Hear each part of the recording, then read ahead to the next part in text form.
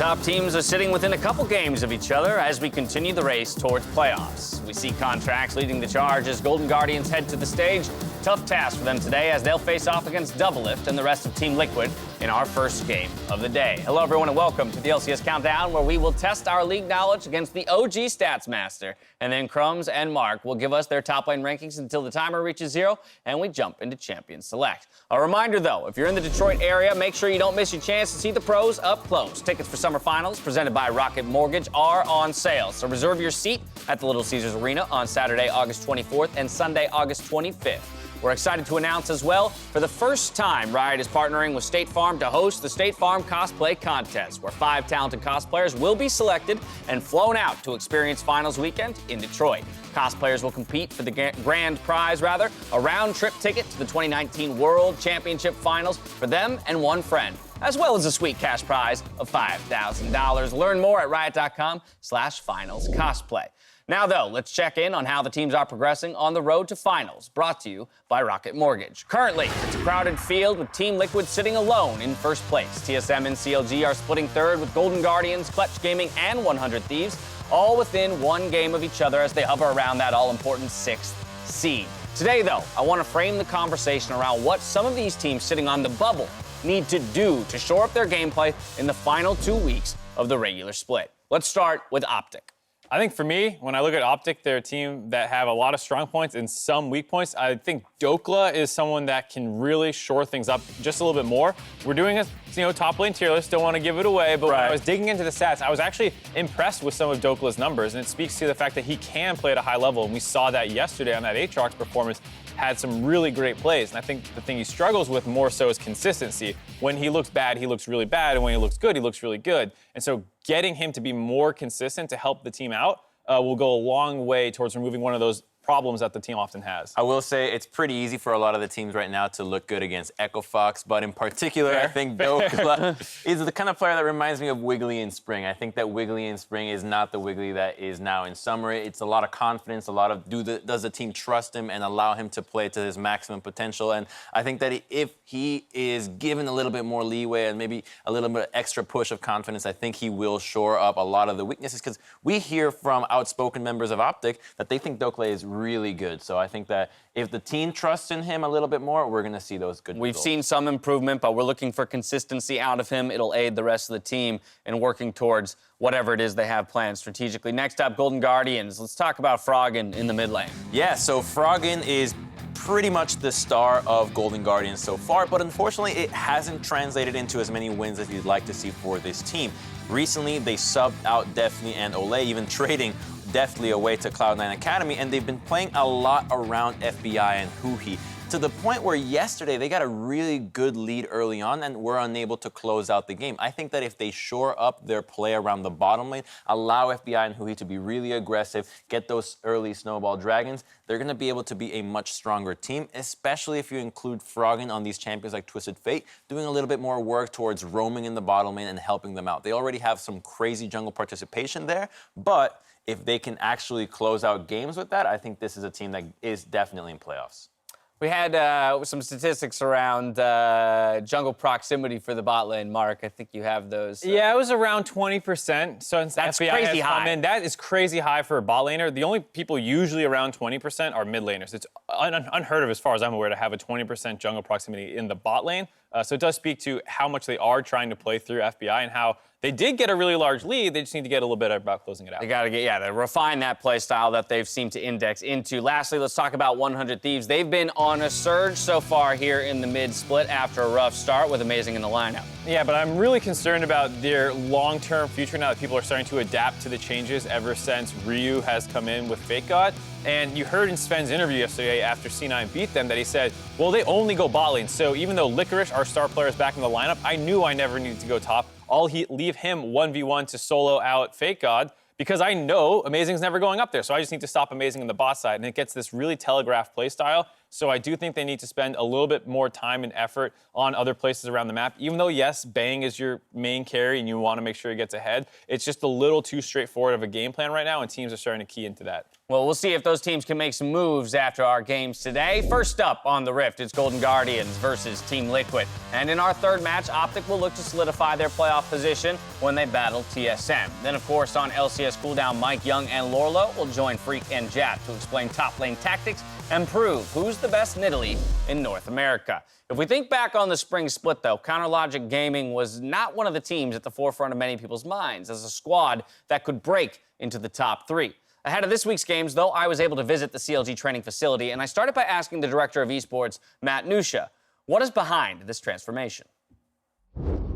Side of the physical structure, which is easy for us to identify, like what are the other kind of levers that you were pulling, you know, to lend that support and ultimately level the company up? Sure, absolutely. So there's a couple things. I would say on the coaching staff, that was like the most blatantly obvious for me. Okay. So I came from traditional sports, and the way that coaches are used there and how we identify coaches looks very different than esports. Esports, it's getting better, but you know, it still kind of defaults to a strategist that has a head coach title. While that is good, there's a lot more than just strategy when it comes to a head coach. When specifically building your coaching staff, what were you looking at, and how did you go about landing on Irene and Weldon? You essentially take kids from their homes and you put them in a pro environment, which is what we don't see in traditional sports, right? We see a progression through high school, college, and then to the pro level. And so that's what we began to look at in evaluating the talent available to us was who understands that this is a process, that development is important outside of these areas that actually does impact competitive, right? How do you get somebody to have a professional mindset? How do you have somebody that can manage the noise around the pro space? And so when we brought in Weldon's background is similar to mine. It was a natural fit, one, but we had a lot of conversations where he said, this is what I'm looking for, and I smiled and I said, this is what we do, and this is what we are also looking for, and so it was a really good fit. Sweet. And so when it came to Irene, we were looking purely for the strategist, whereas Weldon's the head coach and oversees the macro and the vision of the direction of the team.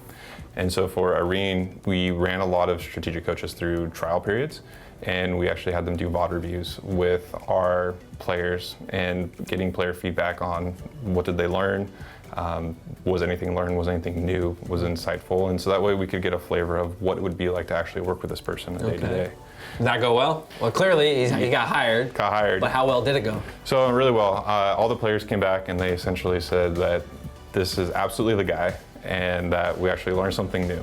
And that Within that one session? Correct. That's amazing. We just had MSI and Rift Rivals where G2 comes in, impresses everybody with kind of wild picks, and I think illustrated to the world that there are other ways to play League of Legends. It's kind of funny because I think when we started screaming the U teams, they definitely were more willing to like just put whatever is good versus whatever and put it anywhere on the map, you know, like they'd put any champion mid lane, any champion top lane, any champion. As long as the matchup that it ends up in is good for that champion. Is this new meta causing you guys to have more interaction with each other around the way things go and which champions ultimately are going to learn and practice? Well, definitely, I'm trying to help as much as I can with my knowledge. If like there's like a certain mage beginning play top lane, I will try to tell him like which are the aspects which you can exploit, and even if he maybe doesn't play the mages I would counter this mage, I can tell him like, okay, like this is one of his weaknesses, like how about this champion? Let's say that Power Vivo wants to play Malphite mid next week, right? That you just have decided that this is something you think is valuable to the team. What's the process here at CLG for you to ultimately get to play Malphite mid? So I would probably try to tell him like, oh, this is the meta pick right now, like everyone's gonna play Kiana, and then Malphite is the ultimate counter pick. Okay. I can get parity on most waves. We can use it for maybe early dragon fights. Talk to me about the process of bringing a new bot lane duo like into the fold for LCS. I guess every 2 weeks there's a patch, so that's where a lot of changes happen. Right. Usually on those patch changes is when you're like, hey, I'm gonna try this bot lane, and then maybe you give suggestions like, it's good with this stuff, or we need heavy AD champs if we're gonna have brand bottom lane, stuff like that.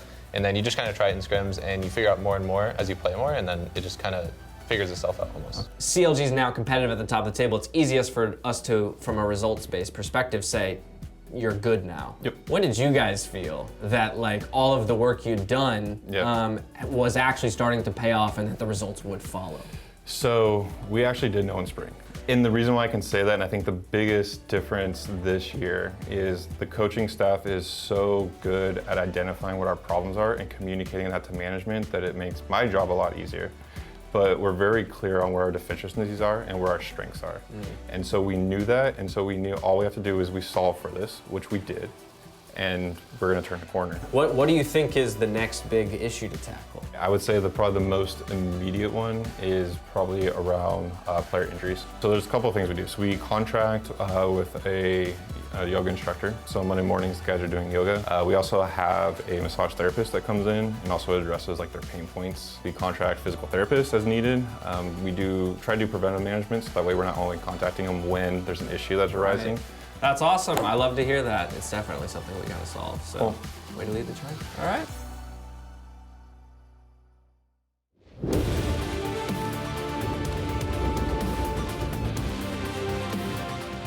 Welcome back to the LCS Countdown, where we're closing in on Game 1 of the day. It's time, though, to see if Jat's time away has made him any kinder, more gentle, dare I say, easier as a stats master? Yeah, I mean, I will say that these are going to be easier questions. Yes! Yeah. Hit me with your first left. Literally, what? you guys have spent, like the whole day looking at top lane stats? Yeah, Trying let's to- go with the whole day. Everything is top lane related. All right. All three of them are Lob us related. the first We're gonna mess it softball up. question, Yeah. please. I think the first one might be the hardest because oh boy. it is outside of just LCS. Oh. So this champion is the most picked top lane champion in the LPL Summer Split, but the 13th most picked champion in the LCS Summer Split. So most picked in LPL, 13th most in LCS. And you can see the number of picks there on the graphic. 38 in the LPL, 3 games. in I've the got a LCS. guess. I've got a guess. What's your guess? My guess is Rumble, because it's only Oh, because Huni. only But Hooney's Huni. played more than 3, so that's Yeah. not right. He's Yeah, played yeah, a yeah. ton of Rumble games, He's played at least 4, right? Yeah. so... I'm probably throwing So it you off. can't You be should, you Rumble. should stick to your guns. Don't listen to I'm me. gonna stick to my guns. I'm sticking to it. We've had a ton of Aatrox, ton I of feel like we Kennen, haven't we've seen had... any Aurelia. I only watched. Oh, like, the yeah, right. top Aurelia end. is maybe once or twice in the top It's mostly lane. mids. There's only been 2 Riven games, so that isn't quite No, someone correct, else right? played a Riven game. Ooh. That would be... Was it You I'll go Riven. I'll go Riven just I'll go- because the I'll three, go the Aurelia. three might Rumble. line up. You're all wrong. It's Renekton. Oh, that Starts yeah, with an R. I knew I was I the didn't play. closest. Yeah. Point for me. I knew that. Rumble. Point for me. 3 Rumble. LCS It starts picks. with I actually knew that one. Oh, Riven I is closer Yeah, to you E know it than now. you is. So I still win. Knew it. I still Okay. win, Crumb. Question 2 is LCS top laners kills per game. Who has the most in the top lane for kills per game? Easy. This is easy. This- This one. can you get remember this one? What is it? I'm not gonna help you guys. I'll All say right, he last. says he knows. He wants to prove it. Most kills Per game. I'll say it. We'll get it right together. Is it a candy? I actually don't know if it's correct anymore. What are you talking about? Is it a candy? Licorice. Oh, licorice? Licorice? You're just saying you're gonna... I'm trying to get a hint out of it. Well, so Licorice has played less games, right? And so... But he has a lot. He does have a lot of kills, but that's my only concern is that he's played a It's few not less impact. games. It's not It's not impact. impact, Actually, but now I'm getting I could confused see 'cause it being I'm getting like kills at once 15. or- Kills No, because consistent Hans now. is very inactive with his team. So here's what I know. Impact He has the most or kills. Licorice. He had the most kills before he got subbed out. So he Licorice. his Let's go Licorice then. Licorice. I think it might be Kumo. It still does. It might be Kumo because he actually had a ton. Oh, guess? no, let's go Licorice. Wait, was there a buried entry on like number of Licorice? games played? Licorice. Yeah, Licorice. Licorice. Kumo. Kumo. Wait, most Licorice is number 2. kills? Per Licorice- game. Yeah, I I said knew it. all Okay. the Per time. game. Listed all the way Okay, through. okay. Kills Yeah. per game. Per He's got us on the game. kills per game. Top lane Right. jungle 4.5. or C9. Just That's totally smash. fair. But hey, the C9 top laners are crushing And it. there's no restrictions on any of these questions, by the way. Oh, good. Question 3. Deaths at 15. Huni. Who has the least? Oh, the least. I just assumed the question was... Yeah. Or Huni. the fewest. I just did. I really did. I assumed. A hint, this player also has the highest KDA at 15 for top laners. So it's not that they just don't die, they're also going to Here's the problem. I looked at stats exclusively at 10. Not so really. I Not don't really really, know. not. You can extrapolate. No, because it's funny how different the stats Yeah. become over those 5 minutes. Yeah. I like 15 minutes because that's a clear. Hey, not mid-game. Rune, Huni, Dokla, not Least deaths. So it might be. You could- Viper. I think it's Hanser. I think it's Hanser Might or be Viper. I think it's Hanser. I think it's Hanser. Hanser's pretty in, like, I'll- there's not a whole I lot. like because it's KDA, right? No, Yeah, it's death. least deaths. He also said also has highest KDA. Yeah. Also has high skills. Yeah, I'm gonna go Hanser. Yeah, there are a couple players that have the same I number said of deaths. Viper. Viper. Mark is 2 out of Nice, 3. dude. I actually did the stats And homework then this week. pretends he knew the first one as well. Give me the but, robot uh, back. Give me the robot back. Yeah, these were easier. They were easier. Yeah, We congratulations. studied Mark. the wrong. He gave hints. Wait, really I studied didn't for it. study. That's your guys' job. I got You're you the ones right. who have to make the list. I just- 66% is passing, right? That's a D minus. That's- but I, yeah, it's solid not- D That's minus. I mean, that's like a C in Canada school. in Canada. That's Still failing though. All right, so you successfully passed Canada school. Congratulations, Mark. Keeping with the theme of top laners, though, once again, we are going to see how Mark and Crumbs stack rank the LCS pros. But first, to set the stage, let's go ahead and look at some of the qualities that separate good top laners from great ones. So, Mark, let's start with you. What are you looking at when evaluating a top laner? A big part of top lane is because it's such an isolated position, when someone gets extra help from a jungler or something like that, it actually impacts the rest of the map a lot more than, say, if you swing by mid or bot lane. So when someone uses resources, how big of a reward are they getting it? And a lot of times you hear people talk about strong side versus weak side. That's both out of game in the draft, what you're picking, does it work well in multiple comps, can it play with help or without?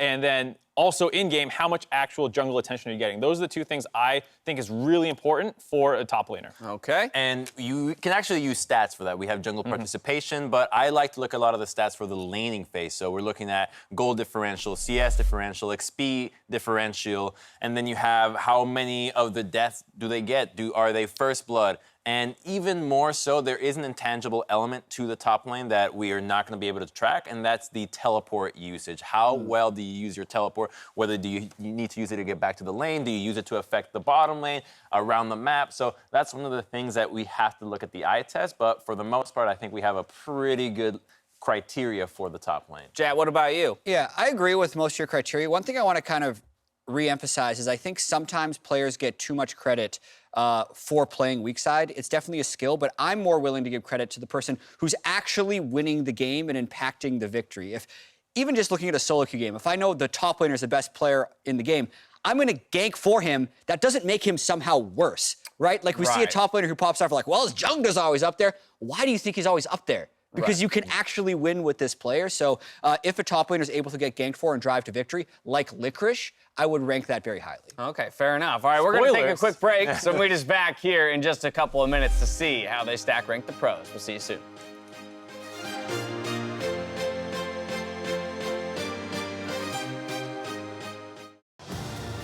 Welcome back to the LCS Countdown, where we're narrowing in towards Game 1 of the day, Golden Guardians versus Team Liquid. Today, though, we continue our look at the LCS role rankings with the top lane. Before the break, we talked about what aspects you see as most important to this role. And so those in mind, let's go ahead and compare your lists. Ladies and gentlemen, I give you the dumbest list of all time. The dumbest list. No, there's some interesting stuff here. Immediately, what jumps out to me is, of course, that you guys do align across the top, well, I guess the top 4 with Broken Blade, but I particularly want to hone in on that top 3 because we have Impact topping the table over here, Licorice over there. Let's start with Licorice, though. Mark, defend that. I kind of agree with what Jat was saying at the very end, where he's talking about how you can play through them and actually win the game. Licorice stomps in almost every laning category.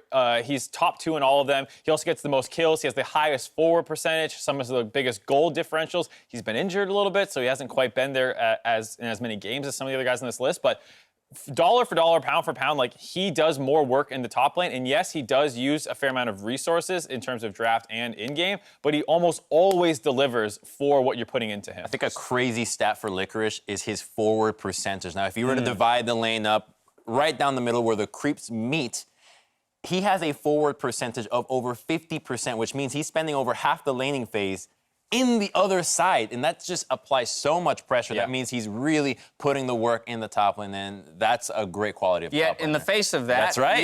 you went ahead and threw Impact above him in the standings, so why is that? Well, to me, Impact is a player that is just so consistent, but he's not consistent in the sense that he's going to always deliver. He kind of feels like he plays however he wants at all times. And if he just randomly decides, you know what, today I'm just going to carry, he seems to do that. And his teleport usage in particular is one of the things that I really like about Impact out of all of my other top laners. His ability to use TP to help the bottom lane, to help out another lane, or even just teleport to a ward to let your jungler get a scuttle is really valuable for me. I think the teleports are just so important for top laners that I have to favor him over it. May I suggest the word reliability? Reliability, right? yes. Because you can rely on whatever output you need from him. It's not always the carry potential maybe that Licorice shows, but he will give you what you're looking for. How about you, Mark? What are the reasons why Impact falls into number 2 behind Licorice, or maybe you don't index into those things that Crumbs I does? mean, like here's the slippers, thing. right? Yeah, the thing is, like, what Crumbs is saying about, like, playing to the level of his opponents is something I think Impact does a little too often in regular season.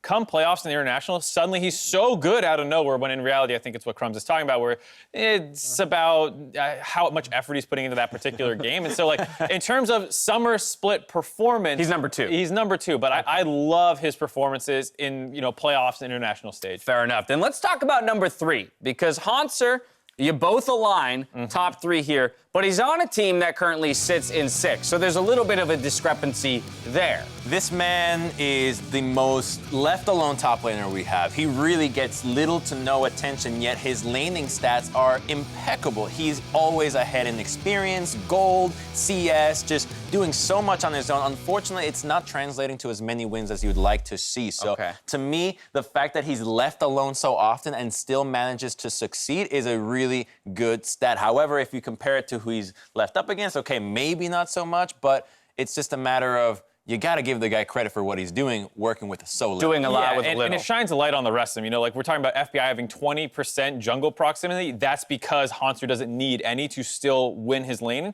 And then it becomes, well, why isn't the team winning? And it's hard to be like, oh, the guy with those impeccable stats without any help is the problem.